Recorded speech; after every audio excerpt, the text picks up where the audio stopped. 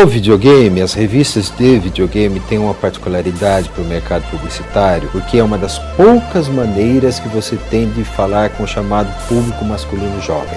Aí um dia eu resolvi fazer porque eu era meio maluco. E sim, eu falei, não, eu vou fazer. Se os americanos fazem, eu tenho que fazer também. Foi uma revista que, nossa, eu tenho um carinho muito grande por ela, uma experiência na minha vida muito legal.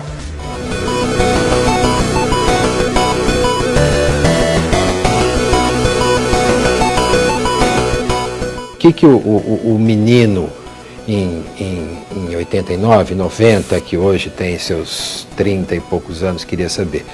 Que jogos eram bacana e dicas para ele jogar. Nunca fui um aficionado por videogames. Eu gostava muito de jogo de computador, de PC. Os primeiros Adventures saíram para Apple antes, né? Então, de alguma maneira, eu sempre gostei de jogar. Nunca fui um super aficionado, mas sempre gostei do universo, sempre gostei de jogos, assim, os gráficos sempre me deixaram fascinados. Elas eram muito mais simples do que são hoje, porque as pessoas jogavam de uma forma muito mais amadora do que jogam hoje. Então, os jogadores são experts hoje. Então, você sabe disso. Então, a dica tem que ser muito boa. Não basta dar aquele negócio bobinho que qualquer jogador é capaz de matar essa charada. A gente não tinha a menor ideia do que as pessoas queriam de uma revista de videogame. Tinha algumas revistas importadas que a gente usou como base. A mais significativa é a EGM, né? Mas tinham várias outras, né? Game Pro, tinha várias outras revistas, né? Que a gente tentou usar como base. Era o ano 1989. Eu editava uma revista chamada Duas Rodas, pela Sigla Editora, e o diretor editorial na época, chamado José Silveira, um dia me chamou para uma conversa e me perguntou de chofre. Sabe o que é Nintendo? Eu falei, você não senhor? Sabe o que é Sega? Eu falei, não tenho ideia. Você quer fazer uma revista disso? É videogame. Eu falei, quero. Não sei o que é, mas se é uma novidade, se é um negócio bacana, aí eu quero. Só que não tinha um único jornalista no Brasil, na época, que entendesse nada de videogame, simplesmente porque o segmento não existia. Então ninguém sabia do que se tratava. Eu ainda era estudante de jornalismo, não tinha terminado o curso, e a diretoria resolveu lançar uma revista de videogame, mas não abriu isso para os funcionários, né, ou para os jornalistas na época. Ele simplesmente chamou cada um na sala, o redator-chefe, que era o Roberto Araújo, e perguntou, você sabe o que é Nintendo? Você sabe o que é Sega? E o único que sabia era eu. Então eu fui imediatamente escalado para fazer a revista de videogame. Então eu procurei, até então eu nunca tinha me ligado que existiam locadoras de games, mas elas já existiam, eu não tinha prestado atenção. Aí localizei uma delas, conversei com os proprietários da empresa e perguntei se eles aceitavam levar alguns videogames e o estoque de jogos para a editora. A gente começou a visitar locadoras, ia conversar com os meninos, conversar com o dono, com o balconista, enfim, trabalho de pesquisa duro. Eu levantei um monte de dados, gravei um monte de coisa, enfim. Depois eu sentei, dei uma limpada em tudo, e aí já tinha mais ou menos um esboço do que tinha que ter na edição. Montei vários postos de games, cadeira com televisor, com os consoles, com aquela coisa toda, e chamei, em frente da Sigla tinha uma escola. Então chamei o pessoal da escola, então para jogar um pouco, para poder assistir, para entender que mundo era aquele que ninguém sabia qual que era, que ele já acontecia. Foi por conta dessa pesquisa, por exemplo, que a gente incluiu o Atari. Não tinha Atari na Ação Games, nem nas outras revistas, porque era um sistema velho e tal, mas muita gente tinha ainda. Então a gente pensou, é legal ter um joguinho de Atari. O cara que tem Atari vai ficar feliz se tiver o joguinho dele lá, né? Então eu precisava fazer uma pauta, precisava saber o que eles gostavam. Ninguém sabia que o Mario Bros era o Mario Bros ainda. Isso seria descoberto em seguida. Então aí a gente levantou esses dados, o que saía mais, o que eles gostavam, como jogavam, qual era o estilo, o que era Sega, o que era Nintendo. Então aí foi o primeiro contato, o primeiro movimento para que a gente inventasse naquele momento a primeira revista de videogame que apareceu no Brasil. Agora, os recursos na época eram completamente diferentes de hoje, né? Assim, era uma dureza fazer uma revista de videogame naquela época. Hoje você tem profissionais adultos, jogadores adultos. Na época não existia, era impossível você encontrar um cara de 20 anos que jogasse videogame. Não havia. Se fui eu que inventei essa coisa de piloto, porque tinha 2 rodas, né? E tinha piloto de teste nas 2 rodas, então ficou piloto de videogame, enfim, né? E o termo acabou se popularizando. O nosso principal piloto, por assim dizer, era o Tony Cavaliero. Conheci o Tony numa locadora. Ele foi até numa circunstância engraçada, porque eu estava conversando com um dos donos e pedindo uma dica. Era o Tartaruga Ninja.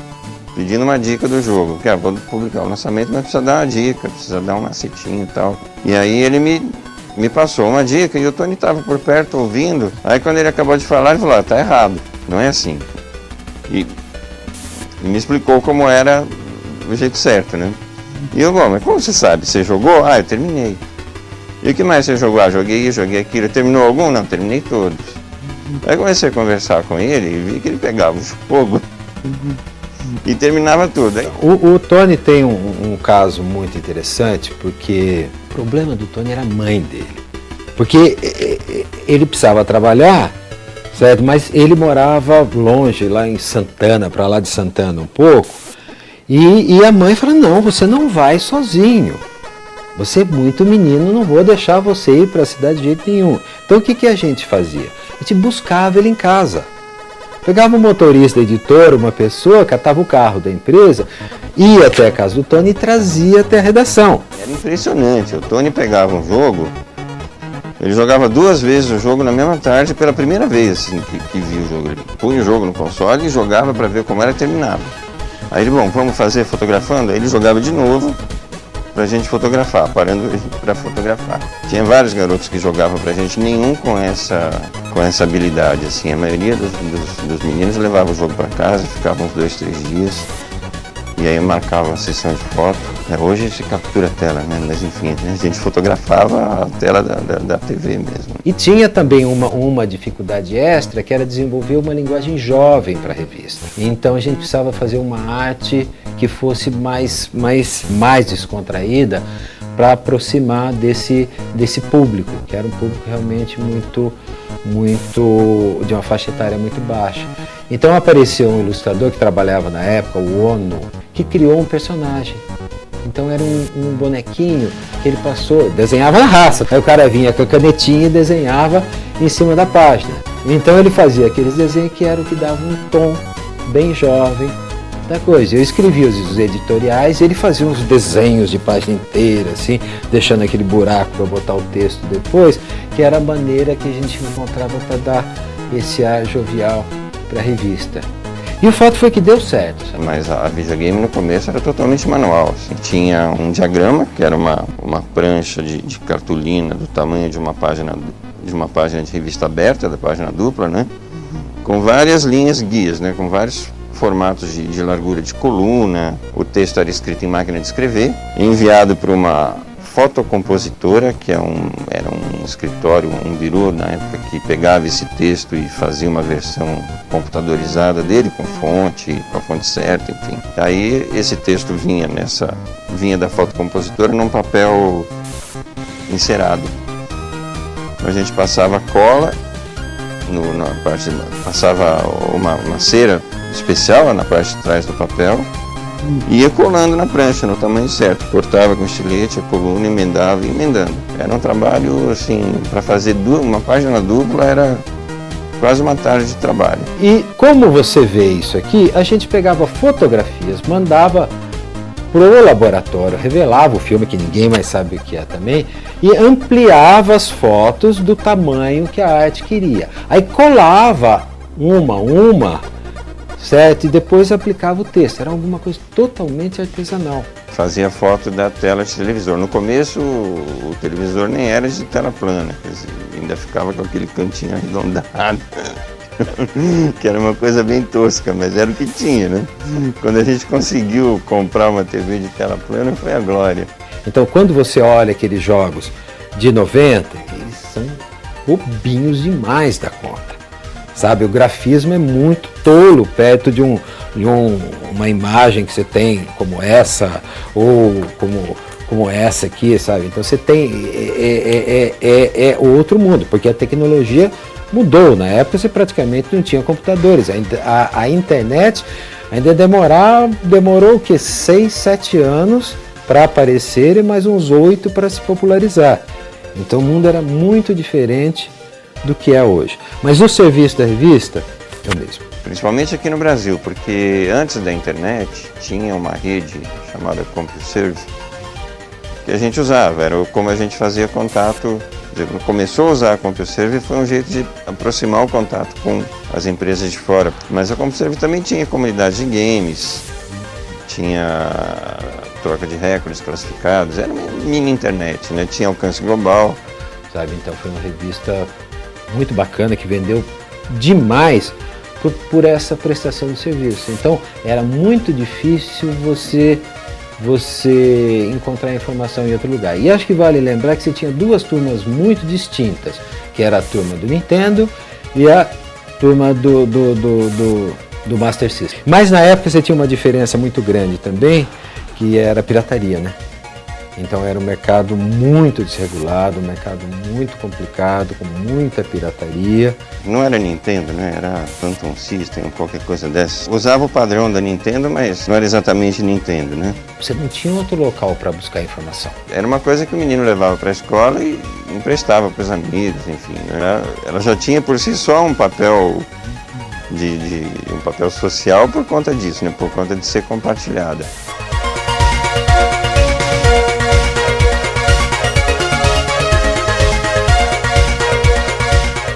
Então, falar com mulheres é muito fácil com a revista. Você escolhe a idade, porque tem uma revista para cada idade. Homem não.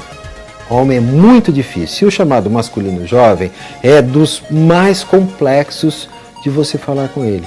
E a revista de videogame tem essa particularidade. Então, você pode ver que nós temos nas nossas revistas atuais muitos anunciantes de peso, porque eles falam diretamente com esse público. Então, na época, as agências tinham, as agências elas são mais conservadoras, então a gente conseguiu várias promoções na época, mas tinha uma certa resistência, sim. Hoje não tem mais. E quando essa demanda cessa, a revista começa a vender menos, até que uma hora ela passa a dar prejuízo, e por mais benevolentes que sejam os donos de empresa, eles querem ter lucro, né? Enfim. A derrocada da videogame foi tentar trazer mais publicidade, abriu-se o leque, mas aí o cara que tinha, por exemplo, o Nintendo, aí ele pegava a revista e folheava, tinha um monte de páginas que não o interessavam. Então não compensava mais para ele comprar aquela revista, porque os benefícios, o serviço que ele recebia era muito pequeno. Aí, isso que faz a venda cair. Ela não cai sozinha. Ela perde o contato com o público deixa de se interessar por essa publicação e aí a venda cai. A revista deu uma guinada que não foi boa, não foi bem aceita pelo mercado e a revista não soube reagir. Então, quando você está num segmento, você tem que trabalhar dentro daquele segmento. Você está falando de videogame, você tem que falar de videogame, você não pode falar de computador. Quando a gente decidiu incorporar esse suplemento de computador, eu fui contra na época, porque eu achava, e depois acabei provando estar certo, que o computador era um outro universo. Porque se você não entende o seu público, nenhuma revista dá certo. Eu acho que a videogame morreu quando ela perdeu o contato com esse público. Ah, mas todo cara que gosta de carro gosta de mulher, então vamos botar a mulher no carro. Não faça isso. Uma coisa, você está focado no carro, você não quer saber de mulher ali. Você está em videogame, você não quer saber de computador. Você está em computador, você não quer saber de videogame. São dois mundos diferentes. Então, os sucessores, eu vou evitar falar nomes, sabe, tentaram fazer esse mix e isso não funcionou. A gente recebeu um monte de carta, assim, execrando o suplemento. E essas cartas foram ignoradas, quer dizer, aí eu acho que a revista começou a entrar numa trajetória descendente, porque o foco já não era mais o leitor, enfim, né? Mas esse foi o primeiro grande sinal, assim, de que a revista virou para um lado errado, para um lado que não ia bem. Foi quando eu tive o prazer de lançar a revista do CD-ROM, sabe, que era um novo movimento. Então, nesse novo movimento, o que aconteceu? Explodiu tudo aquilo que videogame não vendia mais, sabe, a revista do CD-ROM passou a vender, que ajudou a formar uma geração de usuários de computadores. Então, o videogame decaiu enquanto o computador subia. Sabe? Então, aí você teve uma mudança de mercado que determinou isso tudo, ou seja, aquela revista tinha cumprido a sua missão, ela já tinha feito o seu papel, ela já tinha formado uma geração de jogadores, ela já tinha informado as pessoas, mas chegou um determinado momento que ela não era mais necessária. Que o mercado entrou em crise como um todo. Não tinha novidade, não tinha console novo, quer dizer, até apareceu o PlayStation, que deu uma nova sacudida e trouxe o videogame para o topo de novo. A gente teve um período de um ano e meio, talvez até 2, em que não acontecia nada. Então também isso ajudou, pode ter ajudado a fechar a revista. No segundo momento, que o computador não era a melhor máquina do mundo para jogar. Que a melhor máquina do mundo para jogar era o videogame. Você não tem que configurar, você não tem que ajustar a placa de vídeo, você não tem que ajeitar a memória, você não tem que fazer nada disso. Você põe e funciona. Então foi aí que o movimento de videogame retrocedeu.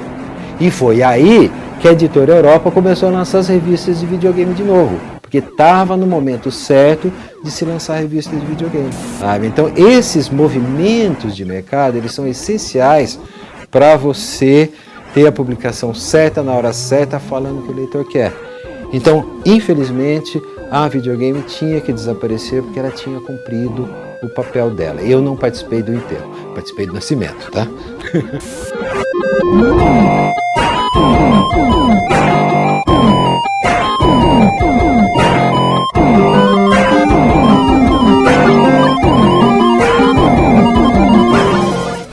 Olha, eu me lembro de uma coisa muito interessante, sabe? Foi uma coisa engraçada. A gente recebeu uma dica de um leitor de Pernambuco, de uma cidadezinha tipo Jaboatão dos Guararapes. Assim, não lembro exatamente, mas não era nem de Recife, era uma cidade pequena, com aquela letrinha garranchada que mal dava para entender, dando uma dica de como deixar o Sonic amarelo. E a gente olhou para aquilo e falou, bom, o cara tá zoando, né? Não tem, imagina. E aí, mas eu fiquei com aquilo na cabeça, né? E a gente recebeu essa dica, eu tava assim, às vésperas de ir para uma CES para cobrir a feira, e fiquei com aquilo na cabeça. E aí na feira eu fiquei mais atento para isso, né? Pensando que podia ser verdade, por que não? E aí eu vi um garoto jogando, acho que no stand de uma produtora de jogos, tinha um garoto jogando Sonic e o Sonic ficou amarelo. E eu vi aquilo. Falei, meu Deus, isso é capa.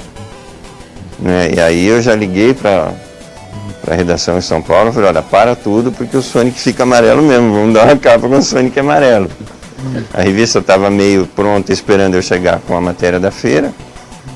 Aí a gente chegou, pegou o Sonic para testar, né, seguiu o dica do menino, dava certo, o Sonic ficava mesmo amarelo com superpoderes e tal. Aí a gente fez uma capa com o Sonic amarelo.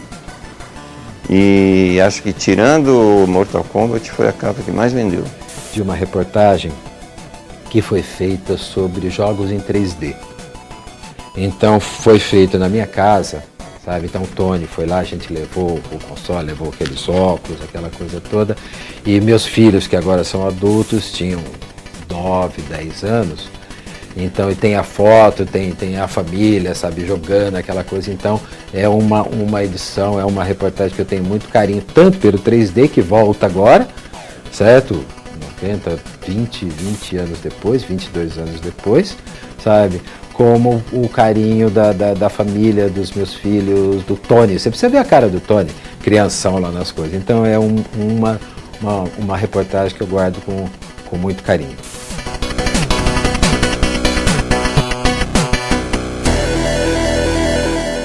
Eu passei a dominar todas as etapas de produção de uma revista graças a videogame. Hoje eu uso isso profissionalmente em todas as revistas que eu faço, quer dizer, esse conhecimento do processo inteiro, e não só de ter participado da evolução desse processo, é uma coisa que hoje é útil profissionalmente para mim, e eu adquiri com a videogame, quer dizer, aprendi a fazer com a videogame. Sabe, aquela pergunta que o Josias me fez, sabe? Você quer fazer uma revista? Mesmo sabendo, eu falei, quero. Cara, foi uma das respostas mais adequadas que eu dei na minha vida. Porque mudou efetivamente o rumo da minha vida. Se eu tivesse dito não naquele momento, eu não estaria aqui dando essa entrevista para você. Na verdade, sim, eu me sinto muito orgulhoso de ter participado disso e de ter tido essa oportunidade. Eu não sei nem se eu merecia, mas enfim, foi assim.